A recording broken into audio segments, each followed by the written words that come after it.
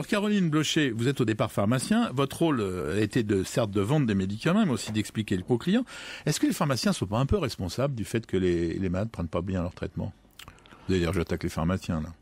Je crois surtout que l'enjeu est trop important et trop grave pour stigmatiser les uns et les autres. On peut chercher pourquoi, quand même, sans stigmatiser. Ne stigmatisons pas, mais cherchons à comprendre. Si l'on souhaite chercher pourquoi, il faut revenir sur l'essentiel. Et l'essentiel, c'est que c'est le patient qui décide de prendre ou ne pas prendre ses médicaments. Donc c'est le patient qui est responsable de ses prises et le pharmacien, en l'occurrence, puisqu'on parle d'eux, sont des coachs. Qui vont chercher à les accompagner.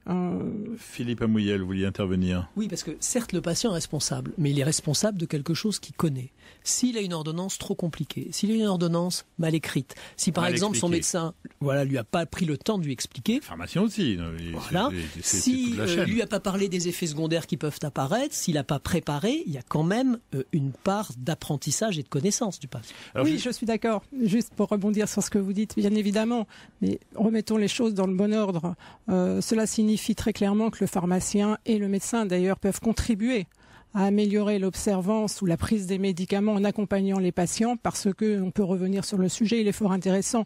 Les origines sont multiples de cette mauvaise prise ou de ce défaut de prise. Effectivement, les patients ne se ressemblent pas, mais au bout du bout, alors, celui qui prend le médicament est le patient. Caroline Blocher, moi je voyage beaucoup. Quand je vais aux États-Unis et que je vais dans un drugstore et que je vois comment les gens ont les médicaments, on voit le pharmacien qui prépare, dans des piluliers en carton certes, mais qui prépare les médicaments à l'unité. Or, quand on a parlé de faire ça en France, ça a été un tollé général. Alors que je pense que avant la mesure économie, c'était une mesure justement pour que les gens prennent bien leurs médicaments. Aux États-Unis, vous avez raison de constater que les médicaments sont vendus à l'unité. C'est donc l'acte de vente, comme d'ailleurs dans les autres pays anglo-saxons et plus particulièrement en Europe, en Angleterre.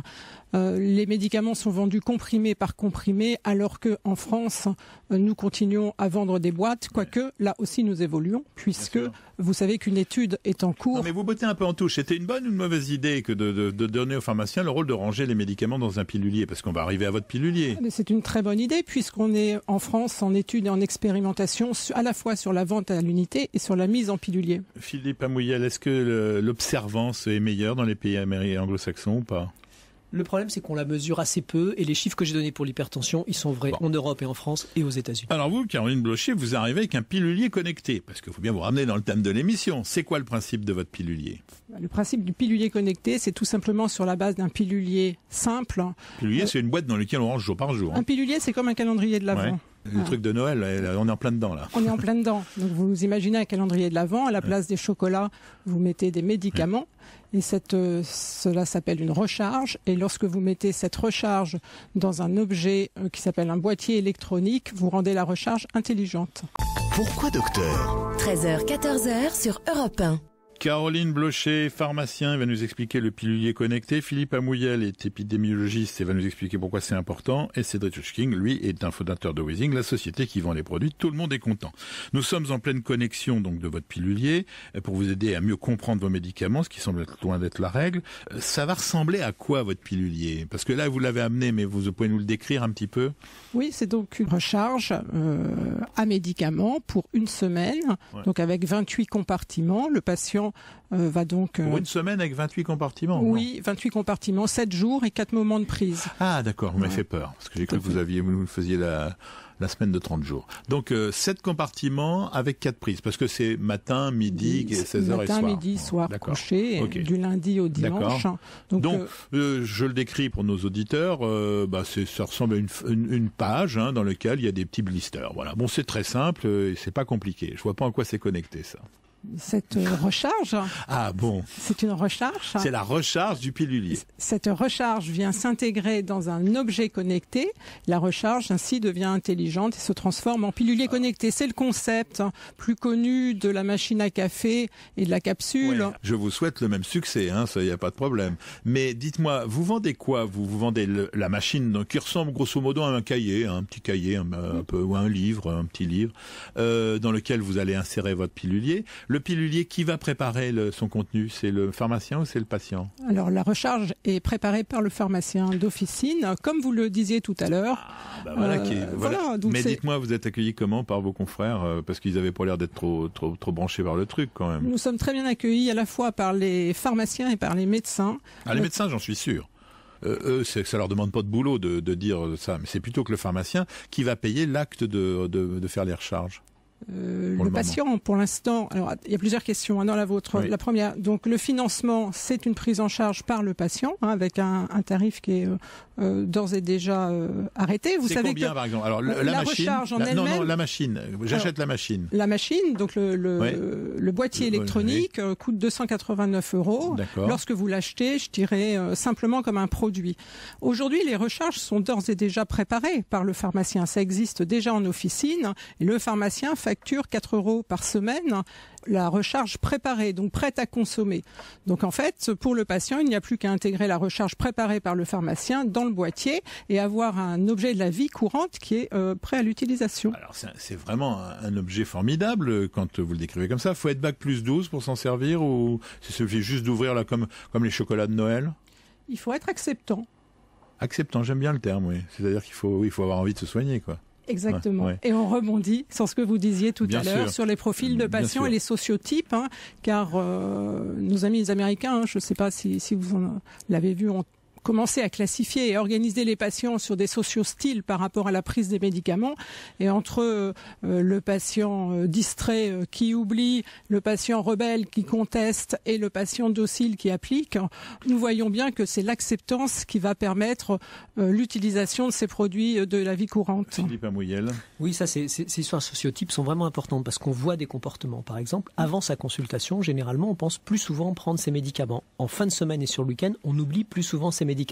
Et comme ça, on définit des zones qui traduisent juste le comportement humain, mais qu'il faut quand même pouvoir essayer de contrôler. Excusez-moi de vous poser la question, mais vous avez des concurrents, Caroline Blocher, sur les piluliers connectés, ou c'est le premier qui va apparaître en France? Alors il y a clairement dans le monde, puisque c'est une ouverture internationale, la problématique de l'observance des médicaments. Donc Vous allez voir Google et Apple arriver en courant, non? Dans le monde, il y a quelques piluliers électroniques, pas suffisamment inscrits en masse pour avoir des notoriétés. En revanche, le concept de pilulier connecté associé à une volonté de bon usage des médicaments, à ma connaissance, à ce jour, nous sommes seuls. Qui c'est qui va le prescrire? Il va être prescrit, conseillé par les pharmaciens et éventuellement, si le médecin le souhaite, il le conseillera lors des consultations à ses patients. Bon, vous avez vu, ce pilulier, il va bientôt être disponible. On l'aura quand, grosso modo? Cet hiver. Cet hiver. Bon, on est en plein dedans. On va pouvoir l'acheter, un peu plus de 200 € avec une recharge à 4 €. Moi, j'aimerais bien savoir si ça va être remboursé ou pas, parce que c'est encore un petit effort qu'on demande aux gens. C'est ce qu'on va voir dans un instant. Europe 1, pourquoi docteur? Jean-François Lemoine. Ce sont les objets connectés santé qui ont la faveur de Pourquoi Docteur aujourd'hui, avec Caroline Blocher qui nous parle de son distributeur de pilulier connecté, Philippe Amouyel qui est épidémiologiste et qui nous explique pourquoi c'est important, et Cédric Huschking qui lui fabrique un certain nombre d'objets connectés. On termine sur votre pilulier qui est quand même formidable. Donc le remboursement, vous avez une idée de ce que ça peut faire, ou c'est les mutuelles qui vont s'occuper de ça?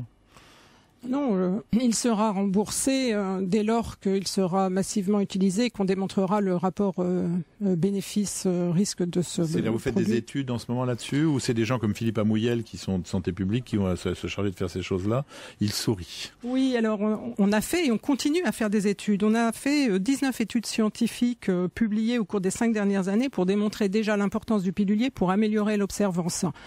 L'année dernière, avec une équipe de pharmaciens de Basse-Normandie financée par l'ARS de Basse-Normandie, nous avons démontré que le pilulier de première génération, la cartouche, améliorait l'observance de 71 à 98%. C'est énorme. C'est énorme et c'est une véritable promesse. Donc si ça se démontre, Philippe Amouyel, là encore on est dans la révolution.